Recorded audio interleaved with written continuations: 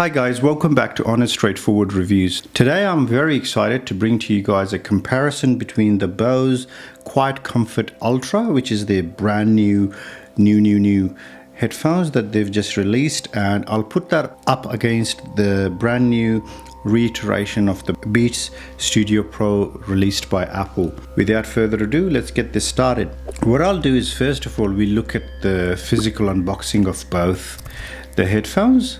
Through that, I'll follow up with the physical comparison of both the headphones, what you get with it. I'll then talk about the comfort, I'll talk about the noise cancellation, I'll talk about the apps, I'll talk about the features, and towards the end I'll talk about sound and my verdict. Let's get this started. Looking at the Beats,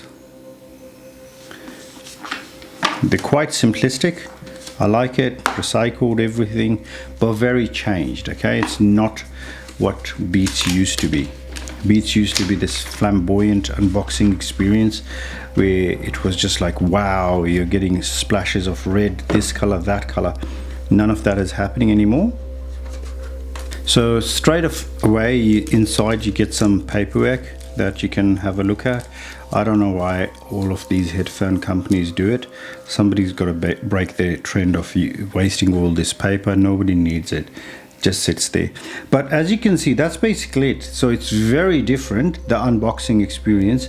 If you want to look at some of the old, this is where I started with my headphone journey on this channel. I started with Beats, and I used to do a lot of Beats unboxing. I got a lot of colors at the start, and I got unboxing done for them, and I'll try and link it up top on the right hand corner. But if I forget, please do check them out. It's a callback to that era, but it'll give you an example of what I'm talking about, how it's changed and they've evolved this. Okay, so that's Bose. Nice and simple, nice little splash of color complementing the gold here. All right, they've included this sort of flaps that open a door, and there's a booklet in there. That's basically it for the Bose. And let's get these bad boys out of the way. Okay, let's look at the footprint. So they're about the same. One is smaller, however a lot fatter. Okay, now let's open the Beats. Looking at the Beats, by the way, if you guys want to see the proper unboxing where it's actually sealed, I've got that in my channel as well.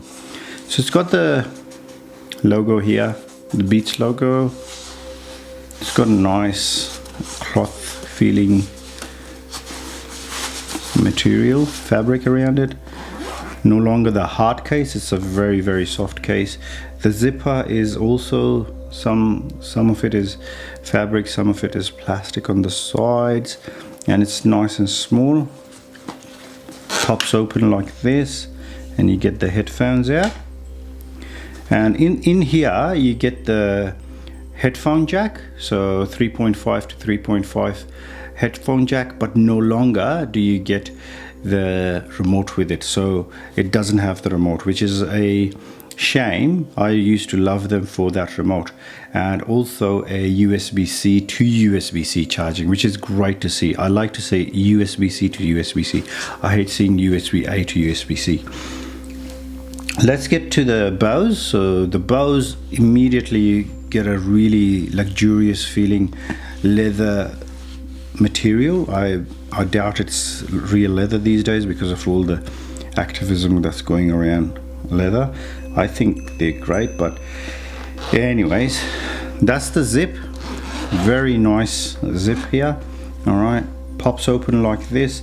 You get the little pouch, the signature Bose pouch on the side, and in there you no longer get the flight adapter. They haven't been doing the flight adapter for a long time, but you get a USB-A to USB-C charging and a 2.5 to 3.5 audio jack, which is really annoying because if, let's say, if my partner had those and I had the Bose and we went out and I forgot my cable and she had hers, I can't use hers. I have to find the Bose ones. In here, this is great to see. So it's kind of holding everything together. Okay, it's a lot luxurious. It feels good.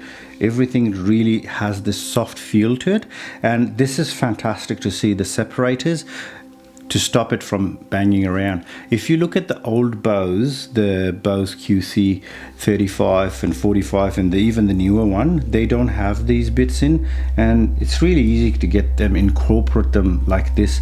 It doesn't stand out or anything like that. It looks very natural, and it's great to stop it from banging around.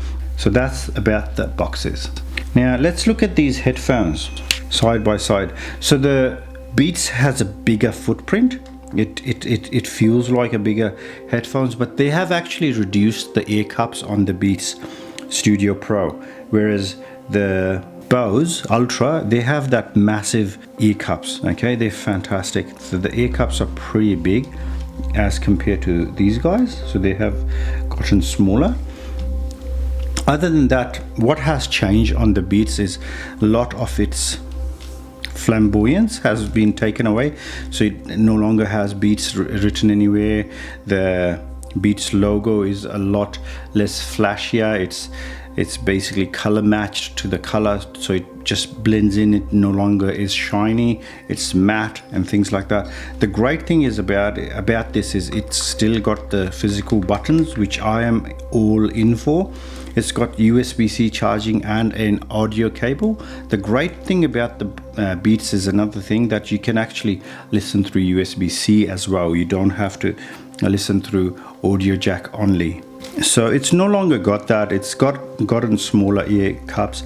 They still do not do the slanted ear cups, whereas these guys do. As you can see, it's a bit on an angle. So that's to complement your ear, so the sound gets a bit better inside, whereas these guys still aren't doing that, which is disappointing to see, because I feel like Apple has tried in a sense to improve this without cannibalizing their sales of the AirPods Max. So which is a give and take. It sucks that they're not giving it a full improvement, and it's great that they've tried to improve it a bit, but they've also increased the price now to $530, $529. Okay, now the buttons do feel still very cheap, okay, but it's buttons. Another thing with the design that I'd like to note is they're still doing this bit in the design. Now if you use them, these things are great for the gym. They just hang on to your head no matter what angle you're in. Whether you're running, they just stay put where they're supposed to be. But the problem I have with this is if you go any sort of exercise, any sort of running, any sort of that stuff, the wind does hit it over here and it creates noise. So already the noise cancellation is a bit better, but it's nowhere near as good as the rest of these guys that are around the $500 mark for the Beats. So the noise cancellation still also has a hissing noise to it as well. So the hissing is still there. On top of that, this design flaw is still there. So these are the things that annoyed me. They've taken the name out, they've taken the flamboyance out, they've taken the character out of these headphones. These headphones remind me of a flamboyant guy who's just gotten to his age, and he's in his teenage, and he's starting to explore what he puts out in the world, and he's bleached his hair blonde, and he wears all these colorful clothes, and he's loud and listens to his music loud. So that's what they use to signify. But this seems like a very neutered, like that guy had an issue with his confidence, and maybe a girlfriend dumped him, or someone said something to him, and he's trying to change himself, and it feels like a bit of a loss to me. It feels like it's lost that character. It still is very bassy though. So if you guys, but I'll get to that once we talk about the sound. Now, on the other hand, the Ultras, they have taken the noise cancellation 700 and combined it with quiet comfort and come up with this design, which is not bad. I like it. It still has some buttons, and it also got this little line here, which is so natural to get to, and it's for volume. So you swipe down to get the volume down and swipe up, and it works every single time. It's so useful. I really like this in their design, and it's really natural. So when you have them on, you just go like this and you just go like that. That's it. And I really appreciate that for it. It's got USB-C charging as well. Now you can connect them through wired cabling as well, but it's got Bluetooth 5.3, which is great to see. Everything here is plastic, so it's imitating a metal look and feel, but it is not. So this is just plastic. Everything all up here is plastic. This is a bit leather feeling, but I will be cautious to call it out leather. Like I said, very slanted. This is different. By the way, the ear cups, there's another change in the ear cups here. I don't know if this is going to translate through the video, but they're a bit raised and cushioned. Okay, the ear cups are actually cushioned. Before there was just a thin piece of cloth, so they're cushioned a bit more there. That's just to, I think, get the correct frequency into your ear. But these guys, yeah, so the cups are big, they're really accommodating. And another thing that I really love about them is, see how these have changed. They used to be really round, okay, so they've changed it a bit ovalish now. So Bose always had it oval. This is more oval than this, and I think that will complement more ears than this. But this is a step in the right direction. It used to be very circular, and your ears aren't circular, and it used to clamp on the top and bottom of your ear. This is still the case for this, okay. If you don't have a small head and small ears, anything medium to big and to large, you will have issues with these headphones. They will become very uncomfortable very quickly for your ears.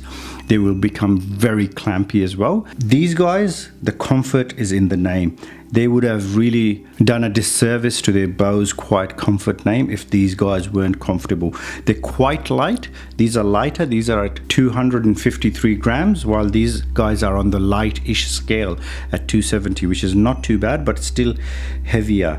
So these are a bit heavier than the Quiet Comforts, the new one, the 2023 released one, which this got released with. So these are a tiny bit, like 10 grams or 11 grams heavier than those, but they're still quite light. They still look very durable, and you can have them on your ears day in, day out for hours and hours.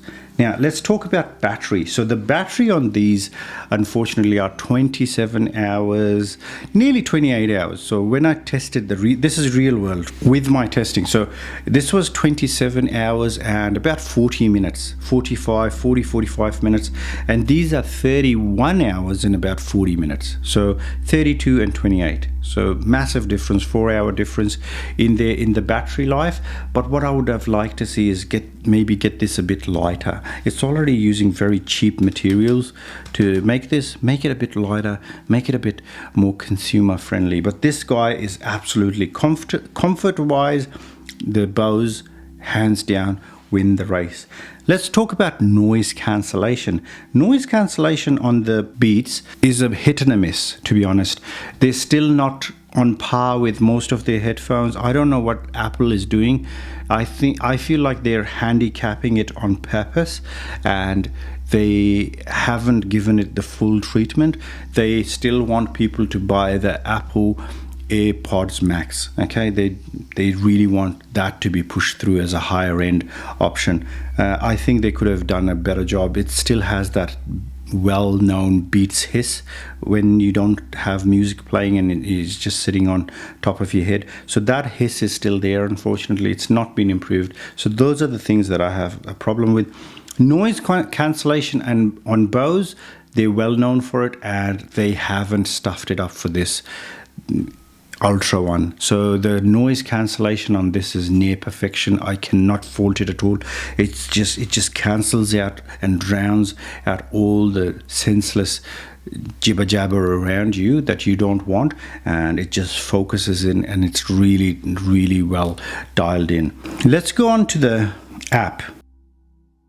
So this is the app you get with the Studio Pros. So you get noise cancellation, transparency. You can use the buttons to turn off the transparency mode or noise cancellation, which I have. You can have different options for how to change into calling and answering. You can have your spatial audio turned on, and that's basically a firmware upgrade. So very, very limiting in that sense. So the Beats there's no equalizer, there's nothing else that you get with these. They are very, very basic still. Apple has really handicapped them. However, they do have an app, so you can use them with the app on Android, which is nice to see. But they will not read the H1 or W1 or any sort of those chips with it, so you can't really bring it close to an iPhone. It just detects it and all this stuff, so they do miss out on those. Going on to the Bose, to turn it on, I really love this. You don't have to muck about with holding the power button for this to turn on. It just turns on when you need it to turn on. So you just press it once, although to turn it off, you have to hold it till you hear the lady saying it's turning off. So to turn on, it's just one press and that's it. It's got a custom button. It's fantastic. Now let's look at the Bose Music app. Okay, looking at the Bose app, so you get the volume control here, which is not much to say. You've got different modes. You can have a quiet mode, aware mode, immersive mode. Immersive is the basically noise cancellation. Their transparent mode. Now it's got multi-point connection, which is great to see in here, and you've got the immersive audio, so you can have it still, like as if your phone is still and you're looking around, or you can have motion. I don't really use the immersive. I find these spatial audio, this immersive audio and all of this quite gimmicky. I don't like using it, but that's my personal opinion. Now, what I like to use these with is about here with their bass and the mids, because they're quite bass centric as well. And with the Beats, because they don't have that app to be able to play around with it, it's quite annoying. Now this is still not good enough. For example, if you look at the Shaw's app for their headphones, it runs amok around this. It really does well. And other than that, you can also firmware update it and things like that. What I would like to mention is that when you do choose to use apps and things like that, they do harvest a lot of your private information, what you're listening to, how you're using it. So that's a word of warning. And if you don't agree to their terms and conditions, they just kick you out of the app, so you can't use your app. You can firmware upgrade these through a computer, but that's it. So that's the only way to update, but you can't have the equalizer and things like that. So that's a word of note. That's something to note.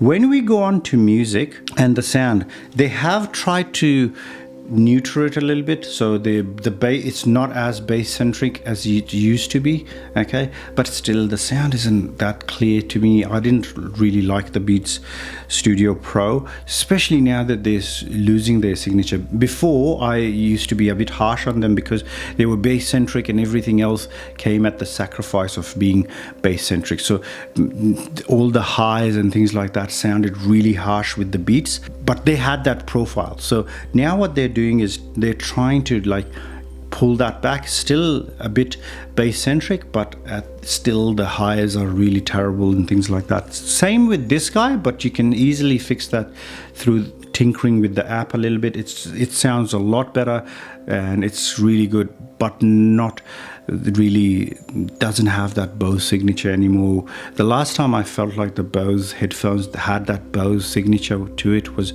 the QC35. These Ultras are bass heavy, but they can be fixed through the app.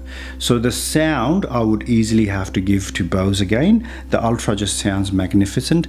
However, these are a $700 headphones. These are $530. So the QC, the Quiet Comfort, the normal ones without the Ultra branding in it, they're about for $550 still. So they're still, even the normal ones are expensive. So $700 for this. I did get them a bit cheaper at $550. There was a sale with Bose when they came out. But that's basically it, guys, with these two. I would easily give the sound category to the Bose. You can play around with it a bit. It's not perfect, but you can make it sound perfect, and they do a pretty good job once you get it to where you want it. Now let's get to my verdict. Because I feel like that Beats has lost a lot of its flamboyance that it used to have, and a lot of its character due to that. And it's not doing it at the cost of better noise cancellation or better sound or more comfort or better design. It's kept that design with the flaws. So it's tried to improve it a bit, I can see that, but they're handicapping it because I don't think they want it to be a better pair of headphones when compared to the AirPods Max. And also they didn't put the H1 chip or W1 chip that would have massively helped it out as well. Now one more thing I would like to add in regards to sound is this, the Bose also has apXT. Now apXT, however, is only available through Android phones that have the Snapdragon 888 chip. If you do not have the latest and greatest Android with the latest and greatest chip or higher, it won't work. apXT won't work. So apXT, great, it's there, wouldn't work with iPhones, wouldn't work with most Androids either. A bit of a give and take there, unfortunately, but that's basically it, guys. So in regards to my verdict, if I had to choose just between these two, I would most definitely get the Bose because they do a much better job at everything, but their price point is so expensive. It's nearly approaching the Bang & Olufsen's HX price, and that has been around for a while, and you can get that on a sale.